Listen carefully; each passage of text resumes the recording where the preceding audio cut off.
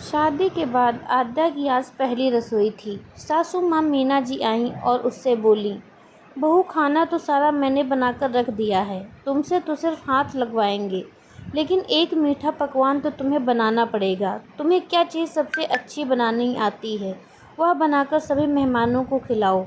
आद्या के हाथ पांव फूल गए, क्योंकि बहुत अच्छा बनाना तो उसे कुछ भी नहीं आता था। वह घबराई सी इधर उधर देख रही थी। तभी मुस्कुराते हुए उसकी जेठानी दिया सामने आई और बोली, क्या बात है आद्या, मैं समझ रही हूँ तुम्हारी परेशानी। तुम बिल्कुल भी चिंता मत करो। मैं जानती थी तुम्हें रसोई बनाने में परेशानी आने वाली है, इसीलिए मैंने पहले ही केसरी खीर बनाकर रखी हुई है।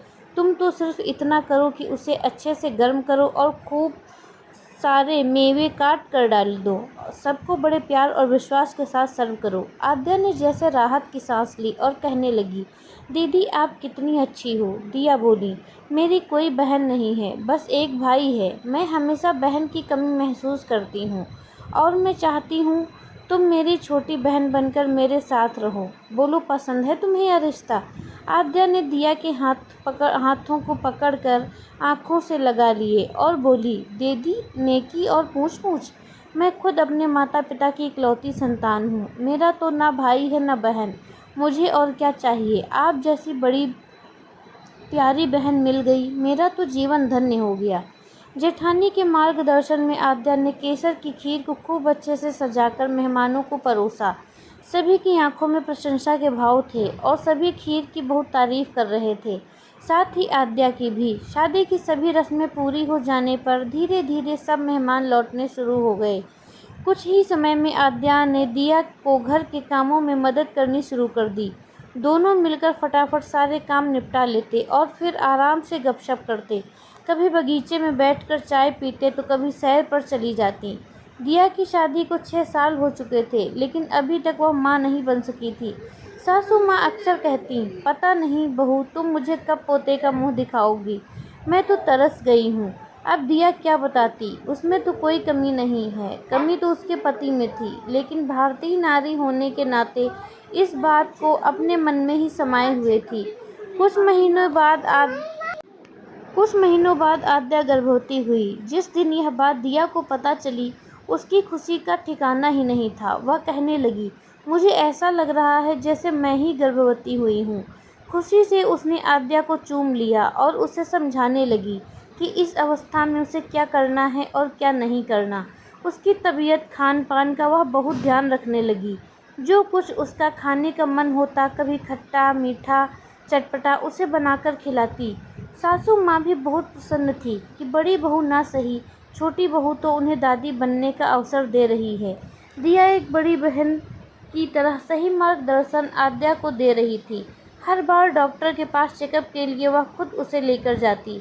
पूरे 9 महीने तक दिया ने घर के लगभग सभी कामों की जिम्मेदारी खुद पर ले ली थी और नाम मात्र के काम ही आद्या से करवाती थी। आद्या प्यार से कहती, दीदी आप कितना थक जाती होंगी, सारे काम आप ही करती रहती हैं, मैंने कितना बोझ डाल दिया है आप पर। तो दिया बड़े प्यार से उसे डांटती, पगली ऐसा मत बोल, तू कितनी खुशकिस्मत है जो तुझे माँ बनने का सौभाग्य प्राप्त हो रहा है। मैं जानती हूँ माँ न बन पाने की पीड़ा क्या होती है। और उसकी आंखें भर आती।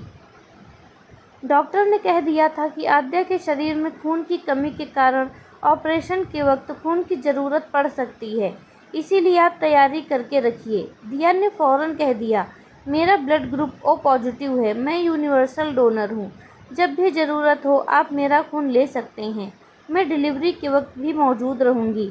और वैसा ही हुआ। ऑपरेशन के बाद खून की ज़रूरत पड़ी और दिया का खून लिया गया। आद्या ने एक स्वस्थ और सुंदर बेटे को जन्म दिया। घर में खुशी का माहौल बन गया। जहाँ सास ससुर खुशी से फूले नहीं समा रहे थे, वहीं दिया भी बहुत खुश थी। बेटे के नामकरण संस्कार के दिन दिया ने नाम सुझाया रुद्र, जिसे सभी ने पसंद किया और यही नाम रख लिया गया। रुद्र की परवरिश में दिया आद्या को बहुत सहयोग करती।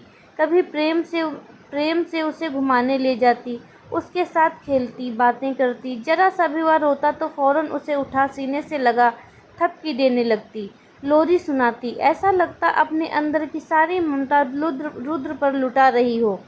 उसका व्यवहार देखकर आद्या को महसूस होता जेठानी अपने जीवन में बच्चे की कमी को किस शिद्दत से महसूस कर रही हैं। एक दिन बातों ही बातों में आद्या ने अपने पति यश से कहा, दीदी माँ बनने के लिए तरस रही हैं, उनकी पीड़ा को मैं महसूस करती हूँ। क्या ऐसा नहीं हो सकता कि हम दूसरे बच्चे के लिए जल्दी चांस ले लें और वह बच्चा जो भी हो दीदी को दे दें। यश तो कुछ देर तक अवाक हो आद्या को देखता रह गया, फिर बोला, तुम कर सकोगी ऐसा? यह बातें कहने में आसान लगती हैं, लेकिन इन्हें व्यवहार में लाना बहुत मुश्किल होता है। फिर आपने मुझे समझा ही नहीं। दीदी को मैंने अपनी बड़ी बहन माना है और वह भी मुझसे हमेशा छोटी बहन की तरह प्रेम, स्नेह और सहयोग करती हैं। कभी घर के किसी काम में गलती होने पर जब मम्मी जी नाराज़ होती हैं तो वह मेरा पक्ष लेकर मुझे बचा लेती हैं। मुझे कभी लगा ही नहीं कि वह मेरी जेठानी नहीं, वरना देवरानी जेठानी का रिश्ता तो हमेशा ही से ही संदिग्ध माना जाता है और इसे संशय की दृष्टि से देखा जाता है, क्योंकि अक्सर दोनों ही एक दूसरे को नीचा दिखाने में जुटी रहती हैं। रुद्र के जन्म के समय भी उन्होंने अपना खून देकर मुझे स्वस्थ होने में मदद की। उनकी पीड़ा देखकर मेरे मन में जो ख्याल आया सो मैंने आपसे कह दिया। मैं इसके लिए तैयार हूँ और मुझे खुशी होगी जब दीदी की गोद में भी एक प्यारा सा बच्चा आ जाएगा। उसमें वे दुनिया भर की खुशियाँ ढूंढ लेंगी। डॉक्टरों के अनुसार वे कभी माँ नहीं बन सकती। अगर हम उनकी इच्छा पूरी कर देते हैं तो सोचो, उनका जीवन खुशियों से भर जाएगा और यह पूरे परिवार के लिए ही अच्छा रहेगा। पति की सहमति से अगले साल आद्या दोबारा गर्भवती हुई तो एक बार फिर से घर का वातावरण खुशनुमा हो गया। आद्या, यश तथा सास ससुर ने इस राज को राजी रहने दिया और बड़े बेटे बहू को सरप्राइज देने की योजना बनाई। इस बार आद्या की तबीयत के साथ साथ रुद्र को संभालने की भी जिम्मेदारी दिया ने उठा ली। समय बीतता गया और 9 महीने बीतने पर आद्या ने दोबारा बेटे को जन्म दिया। सप्ताह भर बाद जब वह घर लौटी तो सासू माँ ने दिया और अपने बड़े बेटे को पलंग पर बैठाया और आद्या ने अपने बेटे को दिया की गोद में डाल दिया और कहा, लीजिए दीदी, अपने बेटे को संभालिए।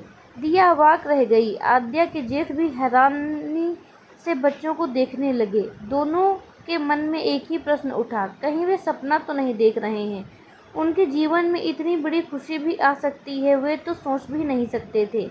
ऐसा लगा जैसे जीवन धन्य हो गया। दोनों की आंखें खुशी के आंसुओं से भर आईं। बहुत हिम्मत करके दिया ने पूछा, आद्या, क्या तुम सच कह रही हो? यह सचमुच मेरा बेटा है? कहीं तुम इसे वापस तो नहीं ले लोगे? मुझे माँ का दर्जा देकर तुमने कितना बड़ा एहसान किया है, मैं तुम्हें बता नहीं सकती। मैं ज़िंदगी भर तुम्हारी ऋणी रहूँगी। नहीं दीदी, ऐसा मत कहिए। आपने मुझे अपनी छोटी बहन माना है और हमेशा एक बड़ी बहन की तरह मेरा साथ दिया है और मार्गदर्शन किया है। मेरा भी तो आपके प्रति कुछ फर्ज बनता है ना? बस मैंने वही किया है। अपनी दीदी की ज़िंदगी में खुशियों के कुछ रंग भरकर मुझे आत्मिक प्रसन्नता होगी। फिर आपका यह बेटा हम सब के साथ ही तो रहेगा। दिया ने उसके हाथों दोनों हाथ पकड़कर चूमे और उसे गले लगा लिया। बेटे को सीने से लगाकर वह भगवान का धन्यवाद करने लगी, जिसकी कृपा से छोटी बहन जैसी देवरानी मिली, जिसने जीवन में सतरंगी छटा बिखेर कर कितनी खुशियों से भर दिया। सासू माँ बड़े उत्साह और प्रसन्नता से बोली, आज तो मैं घी के दिए जलाऊंगी। मेरी बड़ी बहू भी माँ बन गई है। सारे घर में उल्लास और खुशियों की बयार बह रही थी। आपको यह कहानी कैसी लगी हमें कमेंट करके ज़रूर बताएं और अगर पसंद आई हो तो कृपया इसे लाइक, कमेंट और शेयर ज़रूर करें। मुझे फॉलो भी ज़रूर करें। मिलते हैं कहानी में। धन्यवाद।